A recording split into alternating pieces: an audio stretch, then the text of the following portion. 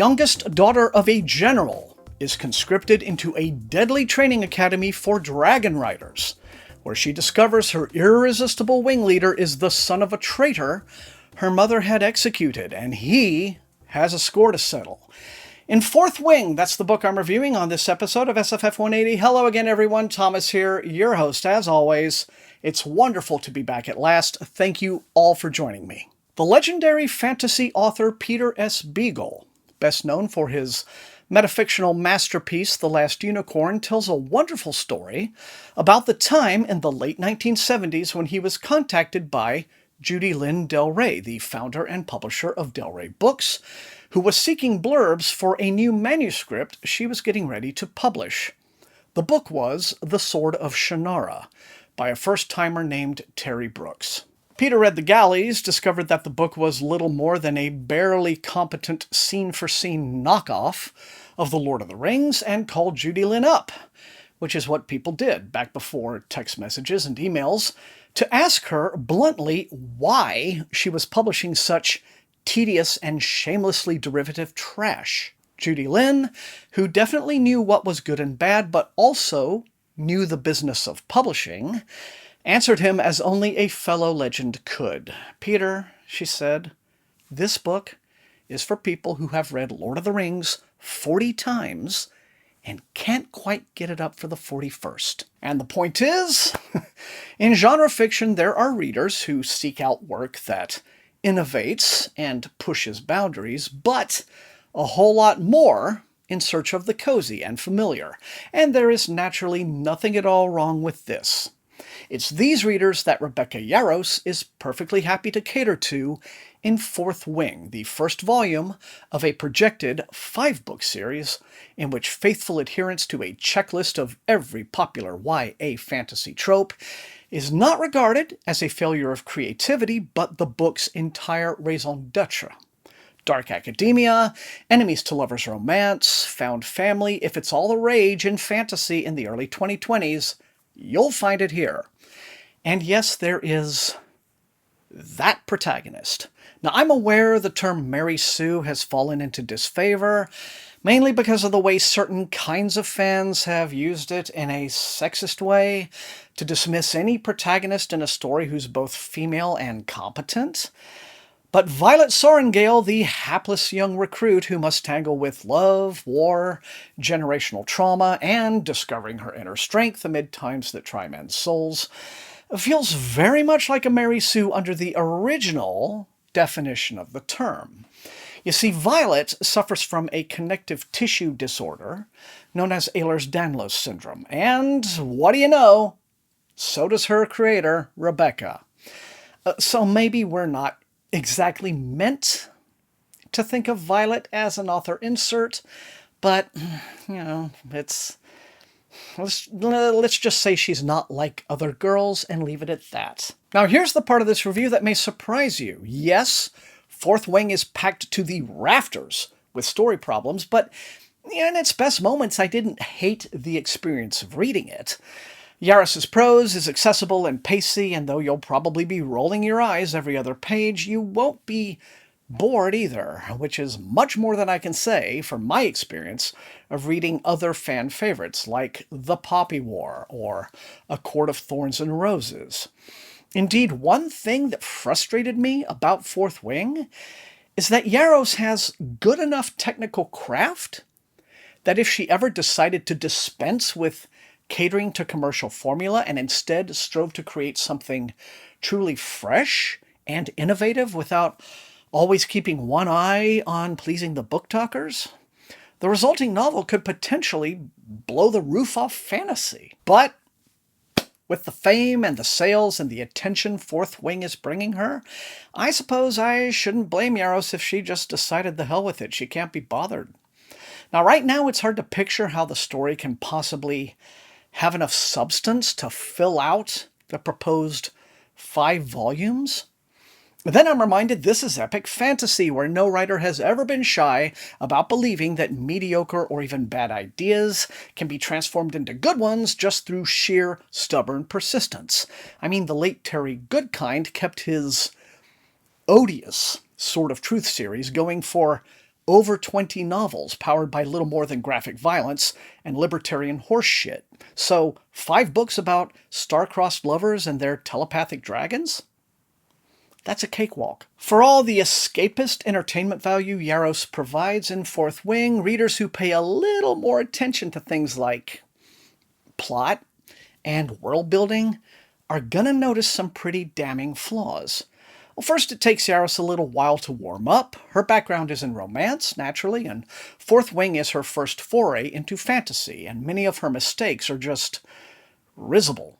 I mean, she cannot avoid having her characters speaking in 2020's idioms, and so there's a lot of dialogue that sounds just modern and American enough that it can take you out of the world. But that's nothing compared to her world building, which is just plain senseless. Violet, our heroine, has spent years preparing to enter the Basquiat War College of Navarre to train in the Scribe Quadrant as a scholar. But, following the death in action of her older brother Brennan, a dragon rider, her stone-cold bitch of a mother, and the nation's second highest-ranking general has forced her to enter the Rider Quadrant, despite Violet's frail physique.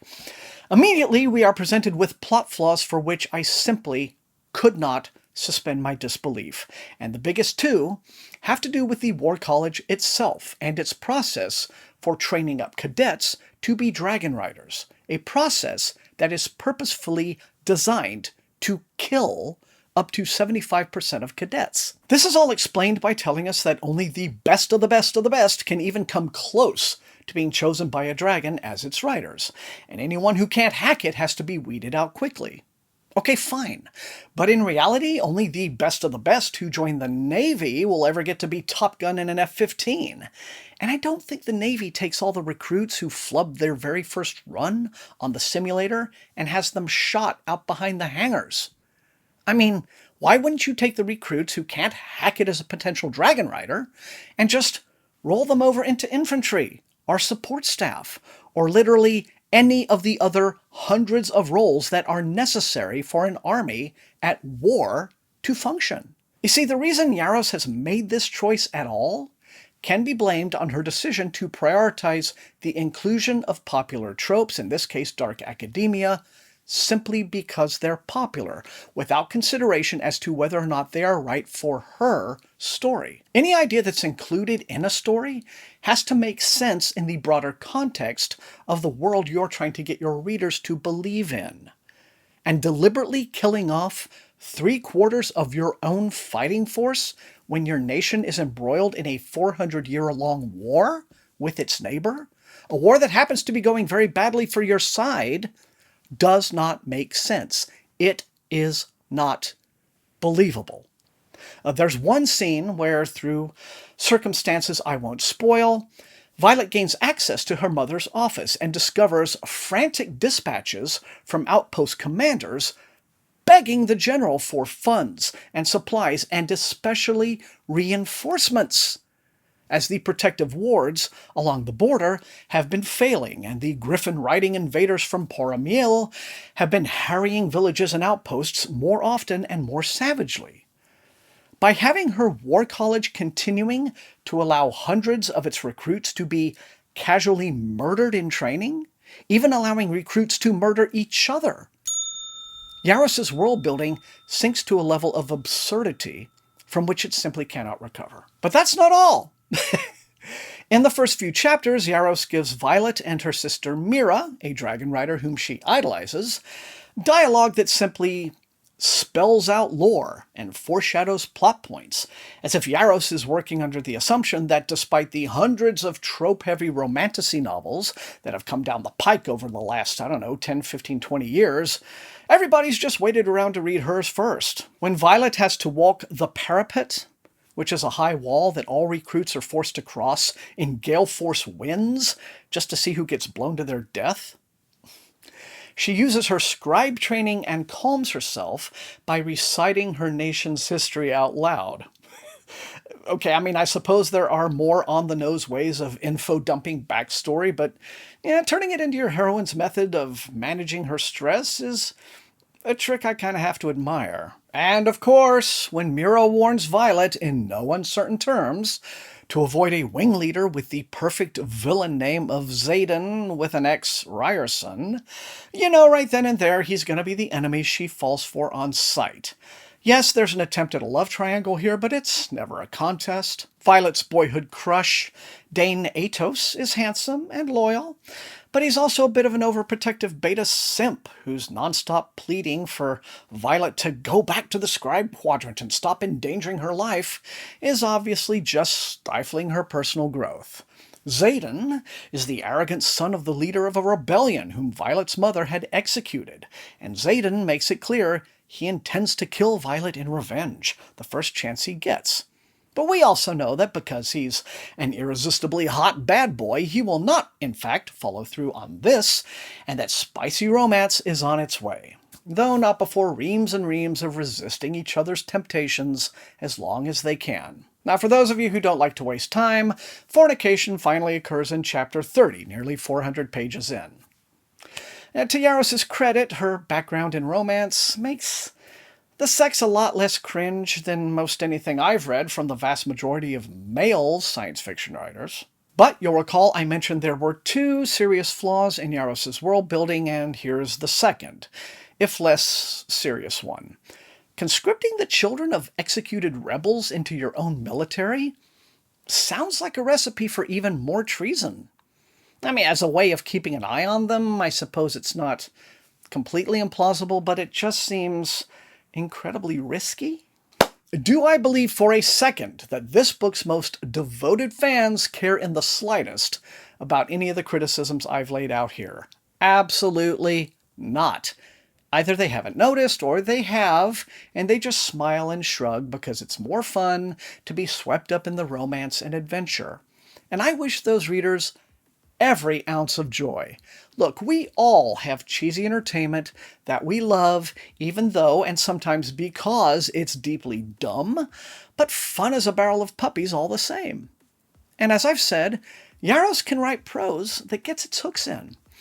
And though she wears her influences on her sleeve here and there, she improves on them. Yarros has drawn heaps of influence from both Anne McCaffrey and Naomi Novik in particular, and where one common criticism of Novik's Temeraire series is that her dragons are basically big ponies, Yarros' dragons are mean as hell until they bond, and the act of flying them is portrayed as intensely terrifying and deadly until a writer knows what they're doing. I mean, writers frequently fall off, and Violet's dragon, Tern, is one of the few that can be bothered to catch her. My possibly vain hope is that future volumes in this series improve and that Rebecca Yarros allows more of her own ideas to come to fruition now that she is hopefully done trope checking. She'll have to work a lot harder on avoiding massive plausibility disasters like the ones plaguing Fourth Wing, but with luck and the enthusiasm of all her deeply passionate fans, maybe by the time the Empyrean saga wraps up, it really will have taken wing. And there you have it. That is all I have time for in this episode of SFF 180. Remember, the most important thing, these are reviews. You are not always going to agree with me. But if you enjoyed watching, please hit that like button, share the video far and wide with all of your SFF reading friends, and above all, subscribe and click that bell so you don't miss any more videos. That is how the channel grows.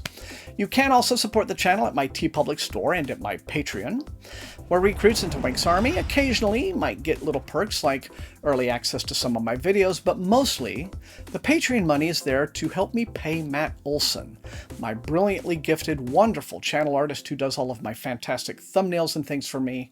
So extra help along those lines is very much appreciated for those of you who choose to do it.